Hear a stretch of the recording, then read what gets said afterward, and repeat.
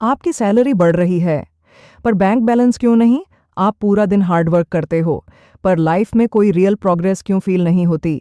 क्या प्रॉब्लम आपके काम में है, या फिर पैसे को समझने का तरीका ही गलत है? आज जिस बुक के बारे में हम बात करने जा रहे हैं, रिच डैड पुअर डैड, वो सिर्फ एक बुक नहीं, यह एक फाइनेंशियल आई ओपनर है। रॉबर्ट कियोसाकी के दो डैड्स, एक हाईली एजुकेटेड डिग्री वाले फिर भी ब्रोक, और दूसरा एक स्कूल ड्रॉप आउट फिर भी मिलियनेयर। दोनों के सोच का डिफरेंस ही डिसाइड करता है मिडिल क्लास बनना है या रिच। इस वीडियो में हम डिकोड करेंगे पैसा सच में कैसे काम करता है, रिच लोग एसेट्स क्यों बनाते हैं, पुअर और मिडिल क्लास मनी ट्रैप में क्यों फंस जाते हैं, और सबसे इंपॉर्टेंट, आप कैसे फाइनेंशियली फ्री बन सकते हो। तो अगर आप भी चाहते हो कि आपका पैसा आपके लिए काम करे, not the other way around, तो ये वीडियो एंड तक जरूर देखना, क्योंकि आज आपका माइंडसेट बदलने वाला है। चलिए शुरू करते हैं। और हाँ, अगर वीडियो पसंद आए तो इसे लाइक, शेयर और सब्सक्राइब करना ना भूलें। The rich don't work for money. 9 साल के रॉबर्ट अपने डैड से पूछते हैं, मैं कैसे रिच बनूं? उनके फ्रेंड जिमी की मॉम नई कैडिलैक में बीच हाउस जा रही थी, पर रॉबर्ट और माइक को इनवाइट नहीं किया गया क्योंकि वह पुअर किड्स थे। रॉबर्ट के डैड, द पुअर डैड, कहते हैं, if you want to be rich, learn to make money. पर कैसे? उसका कोई आंसर नहीं था। रॉबर्ट और उनका फ्रेंड माइक डिसाइड करते हैं कि वह कुछ करेंगे और अपनी फर्स्ट बिजनेस पार्टनरशिप शुरू करते हैं। दोनों बच्चे टूथपेस्ट ट्यूब्स कलेक्ट करते हैं और लीड मेल्ट करके निकल्स बनाते हैं। We are making money. पर वह काउंटरफिटिंग कर रहे थे। रॉबर्ट के डैड हंसकर कहते हैं, you are creative but this is illegal. और फिर कहते हैं, if you really want to learn to be rich, ask Mike's dad. Mike के डैड एक बिजनेसमैन, रिच डैड थे। वह कहते हैं, I teach you but you must work for me. No classroom, only real life. वह दोनों को 10 cents प्रति घंटा पर काम देते हैं। रॉबर्ट 3 हफ्तों तक काम करते हैं और फाइनली फेड अप हो जाते हैं।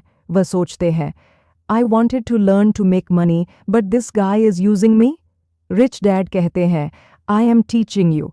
Life doesn't talk, it pushes you around. Most people let life push them. या तो गिव अप करते हैं या फाइट करते हैं, पर सीखते नहीं। फियर और ग्रीड, ये दो इमोशंस लोगों को कंट्रोल करते हैं। फियर की वजह से लोग सिक्योर जॉब लेते हैं, ग्रीड की वजह से वो रेज और सैलरी के पीछे भागते हैं, और ये ही है रैट रेस। रिच डैड कहते हैं, मनी के पीछे मत भागो, सीखो कैसे। मनी को तुम्हारे लिए काम करवाना है। एम्प्लॉयज फियर से काम करते हैं, एंटरप्रेन्योर्स अपॉर्चुनिटी देखते हैं। रॉबर्ट को समझ आता है कि सिर्फ सैलरी बढ़ा लेने से प्रॉब्लम सॉल्व नहीं होती। पुअर डैड कहते थे, study hard, get a secure job. Rich dad कहते थे, लर्न हाउ मनी वर्क्स। फिर रॉबर्ट और माइक ने एक कॉमिक बुक लाइब्रेरी बनाई, 10 सेंट एंट्री फी। किड्स जितने चाहें उतने कॉमिक्स पढ़ सकते थे। वह लाइब्रेरी उनका फर्स्ट बिजनेस बन गई, जो उनके बिना भी चलती थी। उनका मनी अब उनके लिए काम कर रहा था। रॉबर्ट को समझ आता है कि रियल एजुकेशन स्कूल में नहीं मिलती, वो लाइफ से मिलती है। अगर आप पैसे के लिए काम करते रहे तो आप कभी फाइनेंशियली फ्री नहीं हो सकते। पैसे को आपके लिए काम करना सिखाओ, तभी आप फाइनेंशियल फ्री बनोगे। Mind your own business. Rich लोग अपनी एसेट कॉलम पर फोकस करते हैं, जबकि बाकी सब अपनी इनकम स्टेटमेंट पर। मतलब रिच लोग पैसा कमाने के लिए नहीं, पैसे को काम करने के लिए बनाते हैं। एक MBA क्लास में रे केरोक ने पूछा, मैं किस बिजनेस में हूं? सब ने कहा, हैमबर्गर बिजनेस। पर रे केरोक ने कहा, मैं रियल एस्टेट बिजनेस में हूं। उसने समझाया कि हर मैकडॉनल्ड्स फ्रेंचाइजी के साथ वो जमीन खरीदता था। आज मैकडॉनल्ड्स दुनिया का सबसे बड़ा रियल एस्टेट ओनर है। लेसन, बिजनेस का असली पैसा अक्सर एसेट्स में होता है, प्रोडक्ट में नहीं। लोग अपनी जिंदगी भर दूसरों के लिए काम करते हैं, कंपनी के लिए, सरकार के लिए, टैक्सेस, बैंक के लिए, लोन, पर अपना बिजनेस कोई नहीं संभालता। अगर आप फाइनेंशियल फ्रीडम चाहते हो तो अपनी एसेट कॉलम बनाना शुरू करो, ना कि सिर्फ इनकम कॉलम बढ़ाने का सोचो। आपका प्रोफेशन हो सकता है बैंकर, पर अगर आप बैंक के मालिक नहीं हो तो आप अपने बिजनेस के मालिक नहीं हो। डॉक्टर, लॉयर, इंजीनियर सब अपना प्रोफेशन चलाते हैं, पर रेयरली अपना बिजनेस। रिच डैड कहते थे, keep your job but start building your assets. Rich लोग पैसा एसेट्स में लगाते हैं, जैसे Businesses that don't need your presence, stocks, bonds, rental real estate, royalties, music, books, patents, notes और IOUs। पुअर और मिडिल क्लास लोग इनकम बढ़ाने में बिजी रहते हैं पर एसेट्स नहीं खरीदते। मिडिल क्लास लोग पहले लग्जरी खरीदते हैं, कार, फोन, ज्वेलरी, क्रेडिट पे। रिच लोग पहले एसेट्स बनाते हैं और जब उनके एसेट्स से कैश फ्लो आता है तब वो लग्जरी खरीदते हैं। एग्जाम्पल, रॉबर्ट कियोसाकी की वाइफ किम ने मर्सिडीज तब ली जब उनके अपार्टमेंट से एक्स्ट्रा कैश फ्लो आ रहा था। कार उनके एसेट्स ने खरीदी, उनके सैलरी ने नहीं। जॉब रखना गलत नहीं है, पर अपनी एसेट कॉलम बनाना ज़रूरी है। हर पैसा जो एसेट कॉलम में जाता है वो आपका एम्प्लॉई बन जाता है। वो 24 घंटे 7 दिन आपके लिए काम करता है। पुअर और मिडिल क्लास लग्जरीज के लिए काम करते हैं, रिच अपने लग्जरीज को एसेट्स के प्रॉफिट से खरीदते हैं। Lesson 5, work to learn, don't work for money. Robert Singapore में एक न्यूज़पेपर की जर्नलिस्ट से मिलते हैं। वह बहुत अच्छी राइटर होती है लेकिन उसकी बुक सेल नहीं हो रही। रॉबर्ट उसे सजेस्ट करते हैं, सेल्स और मार्केटिंग सीखो, तुम ऑलरेडी बेस्ट ऑथर हो। अगर सेलिंग सीख लोगी तो बेस्ट सेलिंग ऑथर बन जाओगी। लेकिन वह ऑफेंडेड हो जाती है, मैं एजुकेटेड हूँ, मैंने इंग्लिश लिटरेचर में मास्टर्स किया है, मैं सेल्स थोड़ी न करूँगी। उसको लगता है सेल्स का मतलब सिर्फ पैसे के पीछे भागना। यहीं पर रॉबर्ट एक पावरफुल लाइन बोलते हैं, लोग मुझे बेस्ट राइटिंग ऑथर नहीं, बेस्ट सेलिंग ऑथर कहते हैं।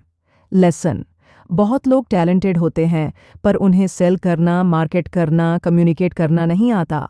इसी वजह से वह अपनी रियल वैल्यू नहीं कमा पाते। रॉबर्ट के अकॉर्डिंग बहुत लोग सिर्फ एक एक्स्ट्रा स्किल दूर होते हैं बड़े पैसों से।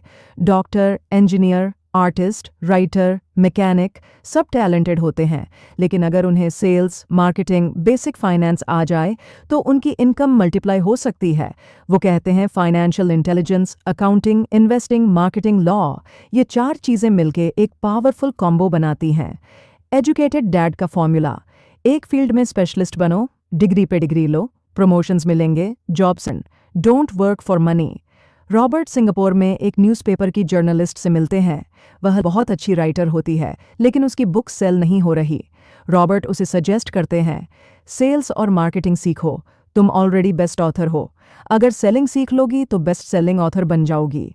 लेकिन वह ऑफेंडेड हो जाती है, मैं एजुकेटेड हूँ, मैंने इंग्लिश लिटरेचर में मास्टर्स किया है, मैं सेल्स थोड़ी न करूँगी। उसको लगता है सेल्स का मतलब सिर्फ पैसे के पीछे भागना। यहीं पर रॉबर्ट एक पावरफुल लाइन बोलते हैं, लोग मुझे बेस्ट राइटिंग ऑथर नहीं, बेस्ट सेलिंग ऑथर कहते हैं। लेसन, बहुत लोग टैलेंटेड होते हैं पर उन्हें सेल करना, मार्केट करना, कम्युनिकेट करना नहीं आता। इसी वजह से वह अपनी रियल वैल्यू नहीं कमा पाते।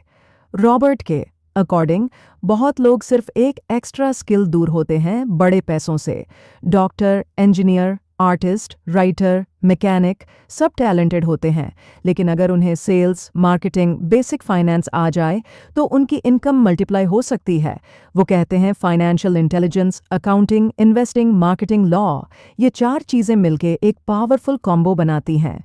एजुकेटेड डैड का फॉर्मूला, एक फील्ड में स्पेशलिस्ट बनो, डिग्री पे डिग्री लो, प्रमोशंस मिलेंगे, जॉब सिक्योर रहेगी।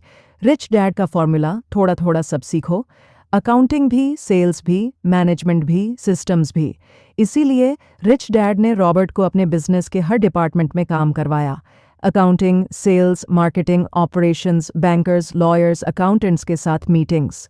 गोल यह था कि वह सिर्फ एक स्किल का आदमी न बनके बिजनेस को समझने वाला इंसान बने। रॉबर्ट का पाथ काफ़ी हटके था। मर्चेंट नेवी से पास आउट हुए, अच्छी जॉब, हाई सैलरी, 5 महीने छुट्टी। 6 महीने बाद जॉब छोड़ दी और मरीन कॉर्प ज्वाइन की। क्यों? लीडरशिप स्किल्स सीखने के लिए। फिर ज़ेरॉक्स ज्वाइन की। क्यों? सेल्स का डर निकालने और सेल्स ट्रेनिंग लेने के लिए। जब सेल्स में टॉप परफॉर्मर बन गए फिर जॉब छोड़ के अपना बिजनेस स्टार्ट किया। नायलॉन एंड वेलक्रो वॉलेट्स का रिच डैड का रूल, अगर तुम्हें गिरना है तो 30 से पहले गिरो, रिकवरी का टाइम रहेगा। लेसन, जॉब सिर्फ सैलरी के लिए नहीं, स्किल्स के लिए चूज करो। पहले स्किल्स बनाओ, फिर स्किल्स पैसा बनाएंगी। रॉबर्ट सजेस्ट करते हैं, लाइफ में सिर्फ सेफ जॉब मत देखो, कभी कभी सेकंड जॉब सिर्फ स्किल के लिए लो, पैसे के लिए नहीं, जैसे network marketing, sales job, communication and selling सीखने के लिए। लोग बोलते हैं ये सब करने का टाइम नहीं है, लेकिन फिर वह लाइफ भर टैक्स और बिल्स के लिए काम करते रहते हैं। जैसे जिम जाना, सबसे बड़ा पेन जिम जाने का डिसाइड करना होता है। एक बार चले जाओ, बाकी इजी हो जाता है। वैसा ही न्यू स्किल्स सीखने के साथ है। रॉबर्ट के according top management skills cash flow का मैनेजमेंट, सिस्टम्स का मैनेजमेंट, पीपल का मैनेजमेंट और most important specialised skills sales, marketing, communication, writing, speaking, negotiation. जो इंसान अपनी फियर ऑफ रिजेक्शन को हैंडल कर लेता है, उसके लिए लाइफ काफ़ी ईजी हो जाती है।